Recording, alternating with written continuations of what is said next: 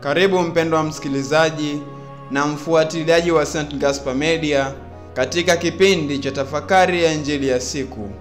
Leo Alhamisi, juma la 28, kipindi cha kawaida, mwaka C wa kanisa. Masomo ya leo.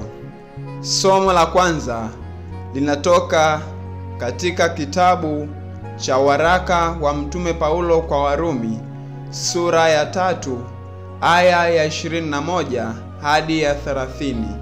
Na somo la Injili linatoka katika Injili ilivyoandikwa na Luka, sura ya 11, aya ya 47 hadi ya 54. Karibu tusikilize Injili. Somo la Injili ilivyoandikwa na Luka. Yesu aliwaambia wanasheria, "Ole wenu, kwa kuwa mwajenga maziara ya manabii, na baba zenu ndio waliowaua. Basi mwashuhudia na kuziridhia kazi za baba zenu, kwa kuwa wao waliwaua, nanyi mwawajengea maziara. Na kwa sababu hiyo hekima ya Mungu ilisema, tazama, nitatuma kwao manabii na mitume, nao watawaua baadhi yao na kuwafukuza, ili kwa kizazi hiki itakwe damu ya manabii wote iliyomwagika tangu kupigwa msingi wa ulimwengu, tangu damu ya Habili hata damu ya Zakaria aliyeuawa kati ya madhabahu na hekalu. Naam, nawaambieni ya kwamba itatakwa kwa kizazi hiki. Ole wenu, enyi wanasheria, kwa kuwa mmeuondoa ufunguo wa maarifa. Wenyewe hamkuingia, na wale waliokuwa wakiingia mmewazuia." Alipotoka humo, waandishi na Mafarisayo walianza kumsonga vibaya na kumchokoza kwa maswali mengi, wakimvizia ili wapate neno litokalo kinywani mwake. Neno la Bwana.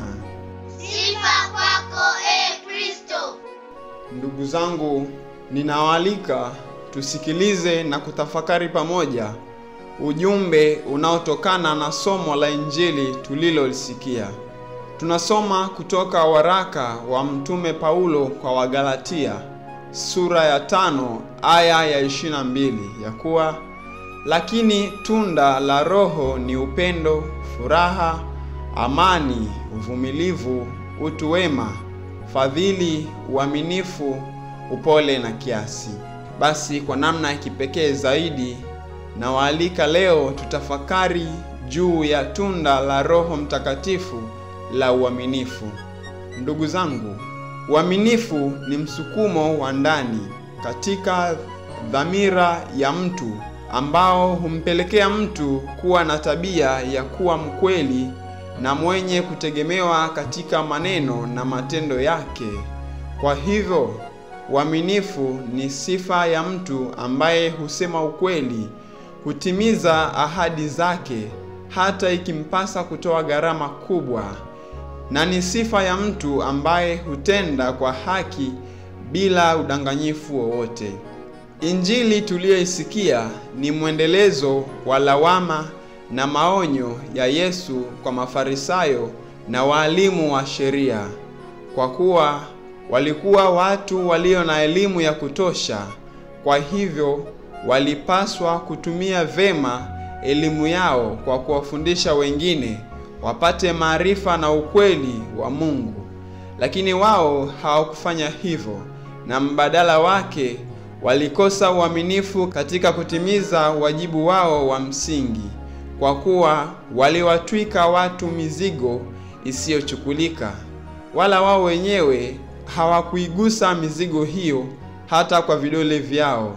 Na hata wale waliojaribu kujipambania ili wapate maarifa na ukweli wa Mungu, bado waliwarudisha nyuma kwa kuwakatisha tamaa.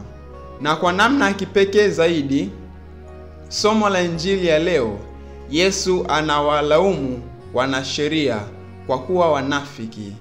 kwa kuwa walijengea makaburi ya manabii, ambapo kwa jambo hili walifanya jambo lililoonekana jema sana na la heshima kwa nje, lakini matendo na mienendo yao ya maisha imejaa uovu na kuendeleza roho ile ile ya uasi, kama walivyofanya wazee wao kwa kuwaua manabii na mitume. Yesu anawakemea na kuwaonya kwa kuwa damu ya manabii wote iliyomwagika tangu kupigwa msingi wa ulimwengu itatakwa kwa kizazi hiki. Ndugu zangu, Mafarisayo na waalimu wa sheria walipata neema ya kuwa na elimu ya hali ya juu, na kwa elimu yao walikuwa na wajibu wa kuwafundisha watu juu ya haki na ukweli wa Mungu, lakini hawakutimiza vema wajibu wao. Nasi mara kadhaa tumefanana na Mafarisayo na waalimu wa sheria kwa kukosa uaminifu katika kutimiza nyajibu zetu katika maisha yetu ya kila siku. Mungu ametujalia neema na baraka zake ili tuweze kutumikiana sisi kwa sisi, na ili zitusaidie katika kuishi vema hapa duniani na mwisho tupate kufikia ufalme wa mbinguni. Lakini ni kwa jinsi gani tunatumia neema hiyo? Ni kwa jinsi gani nimekuwa mwaminifu katika kutumia karama na vipaji ambavyo Mungu amenijalia kama uongozi, elimu, nguvu, utumishi katika umma na kanisa, familia na baraka nyingine nyingi ambazo nimepata si kwa mastahili bali kwa neema tu ya Mungu. Nawaalika kila mmoja katika nafasi yake tujitafakari vema ni kiasi gani tunda la Roho la uaminifu limeota na kumea katika mioyo yetu. Tunasoma katika waraka wa kwanza kwa Mtume Paulo kwa Korinto, sura ya 1 aya ya 9. Mungu ni mwaminifu, ambaye mliitwa naye muingie katika ushirika na mwanawe Yesu Kristo Bwana wetu. Kwa hivyo ni katika kuwa waaminifu tutaweza kuunganika na Kristo katika kukomboa ulimwengu. Kama Bwana wetu Yesu Kristo alivyokuwa mwaminifu hata katika mateso hadi kufa msalabani ili kukomboa ulimwengu, ndivyo anavyotufundisha kudumu katika uaminifu kwa Mungu, kwa jirani zetu, kwa kanisa, katika ndoa na familia, katika jamii inayotuzunguka na hata pia kwa nafsi zetu wenyewe, kwa kutimiza vema nyajibu zetu na daima kutenda yale tunayonena katika kweli yote bila unafiki. Ndugu zangu, katika hali ya kibinadamu ni dhahiri ya kuwa kwa nguvu zetu wenyewe hatuwezi kuwa waaminifu kama Mungu wetu alivyo mwaminifu. Kwa hivyo tunahitaji nguvu ya Mungu katika kujaziliza mapungufu na udhaifu wetu wa kibinadamu. Basi tukiwa katika mwezi wa Rozari, tujikabidhi kwa Mama Bikira Maria, Bikira mwaminifu, ili kwa maombezi yake tupate neema ya kudumu waaminifu katika safari yote ya maisha yetu. Ninakushukuru kwa kutafakari pamoja nami injili ya leo. Niliyekuletea tafakari hii ni mimi Fratelli Emmanuel Fortunatus Bwire wa shirika la wamisionari wa damu takatifu ya Yesu kutoka seminari kuu ya Mtakatifu Gaspari del Bufalo, Kola, Morogoro. Itukuzwe damu ya Kristo.